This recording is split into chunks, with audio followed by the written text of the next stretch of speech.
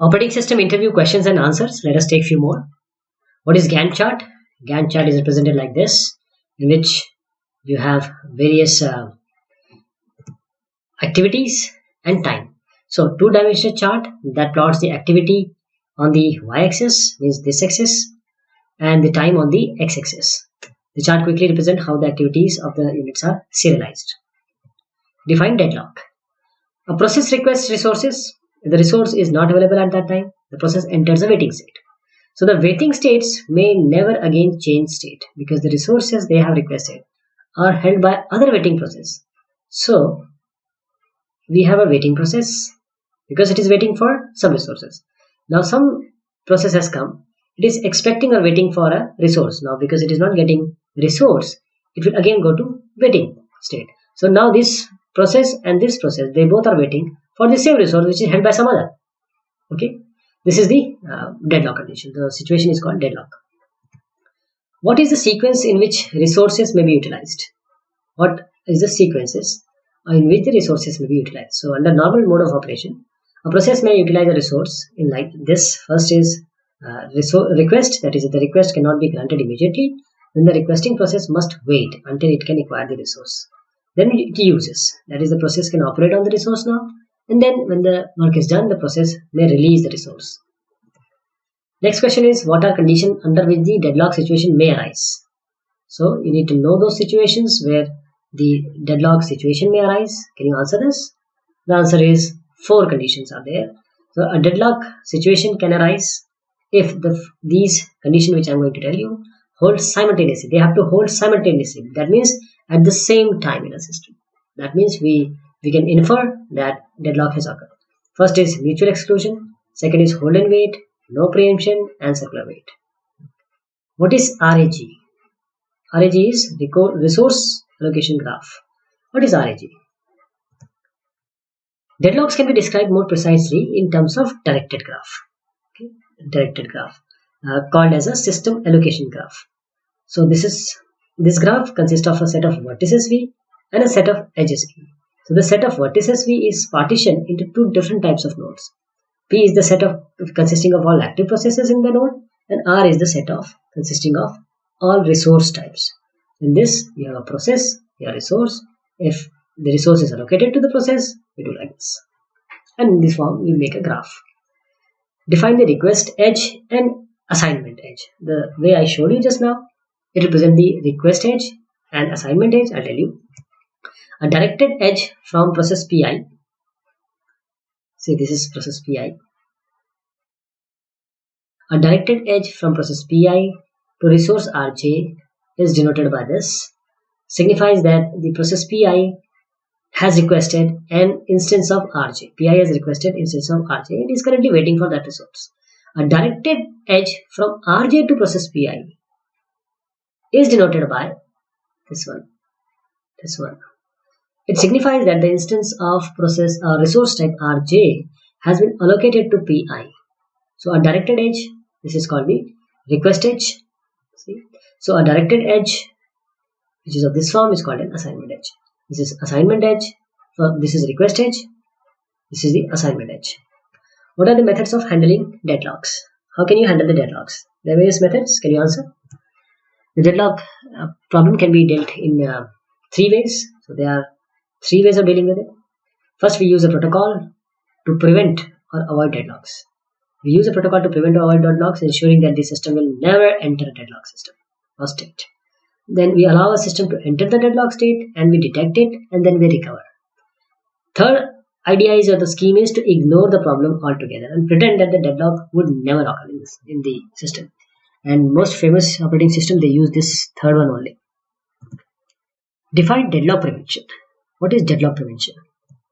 Deadlock prevention are the set of methods for ensuring that at least any one of the 4 necessary conditions, which are mutual exclusion, hold and wait, and no preemption and circular wait. So these are the 4 conditions. So at least one of these 4 should not hold.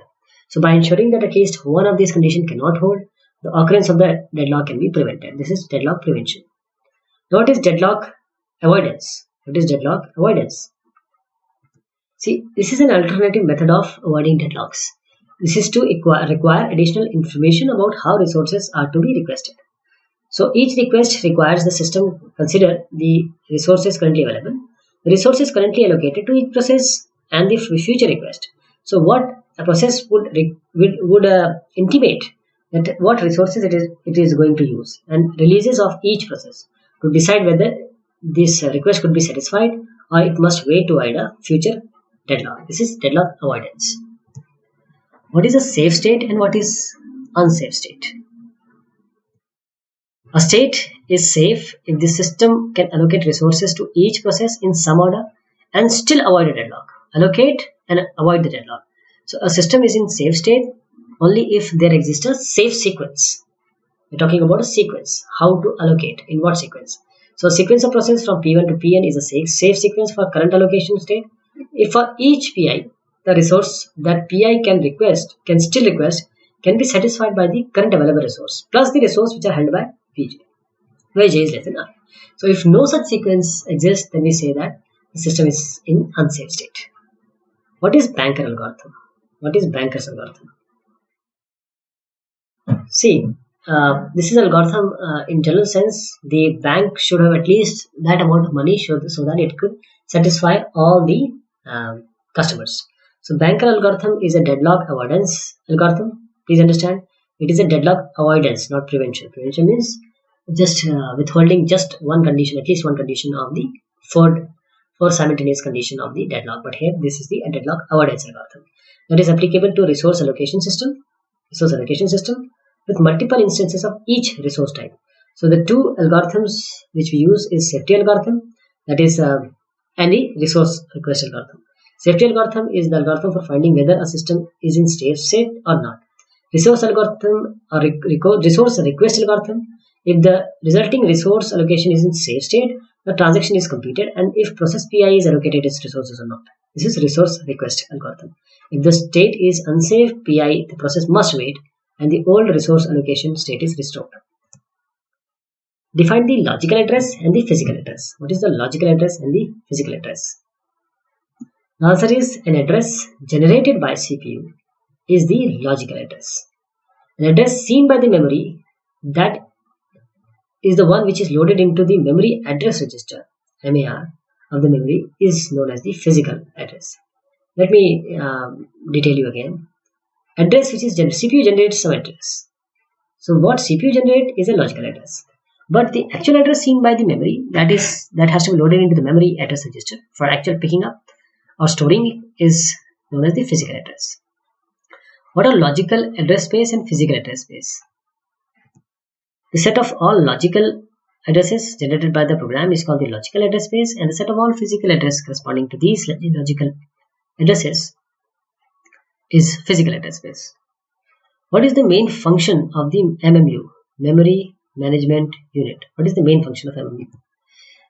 See, the running mapping from the virtual to physical address is done by the hardware device, which is called the Memory Management Unit.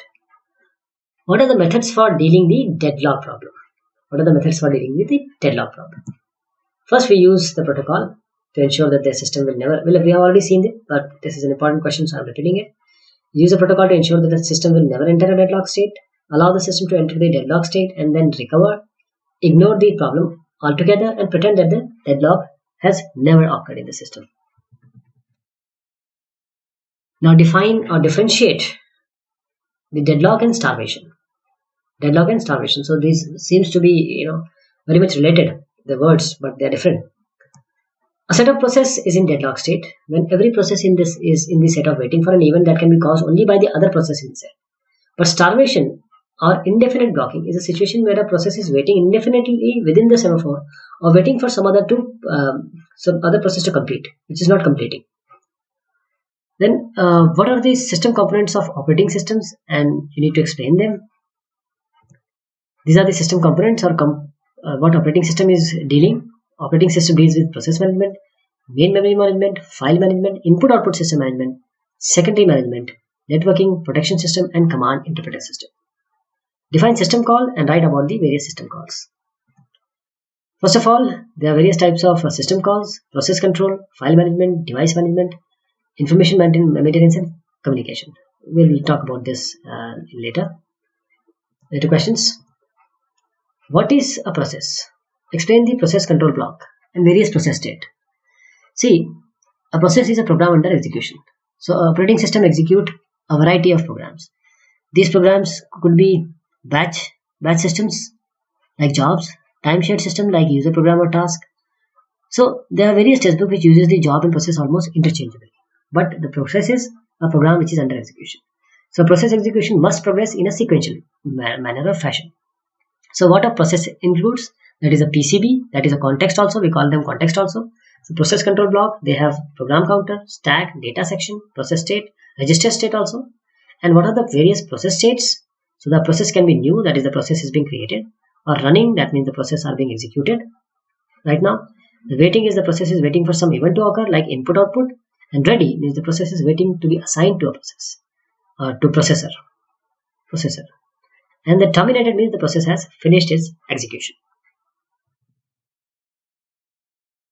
Explain the term process creation and process termination. Process creation and process termination.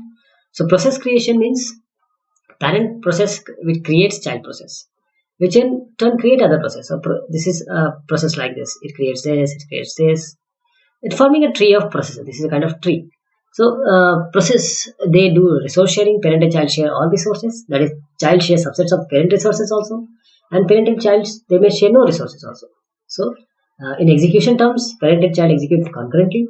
Parent waits until child terminate. And in address space, they share the common address space maybe, and child duplicate of a parent can be formed and child has a program loaded onto it. So process creation means creating a process. Process termination means termination of a process. But when your child process is there, when you terminate, all those processes the child has created will be gone. For example, in Unix, fork system will call for a new process. So call for a new process. exe system call, this is used for or after this fork to replace the process memory space within a new program. So what about process termination? Process execute last statement and ask the OS to decide it, that is to exit. So output the data via or from the child to parent. This is via wait. And process resources are deallocated by operating system. So parent may terminate execution of the child process, as I just suggested. So child has exceeded its allocated resources maybe, or task assigned to child is no longer required and the parent is exiting. So operating system does not allow child to continue if the parent terminates. Talk about inter-process communication, that is IPC. First, we need to tell about the IPC, then the message passing system, the naming, the direct communication, the indirect communication, the synchronization, buffering. So there are various things you need to talk about. But let me tell you that the message passing through one process to another is done through IPCs, inter-process communication. Now you have to write about various CPU scheduling algorithms. There are various CPU scheduling algorithms because there are various processes which are there, and when number of processes are there, there has to be schedule. So we need to answer in this manner. First of all, we can say that we need this optimization criteria. For that, we need the CPU scheduling algorithm. It has to be optimized, efficient. For this, there are various scheduling algorithms. First come, first serve, FCFS, shortage of first, SJF, priority scheduling, round robin, multi-level queue, and multi-level feedback queue are used here, right? Explain the classical problem of synchronization. There are various problem of synchronization because once there are various processes which are executing, now you don't want the data to be inconsistent when some critical region is being written. So there are various things which are done by the synchronization process. There are various classical problems called synchronization, bounded buffer problem, readers and writer problem, and dining philosopher problem. So we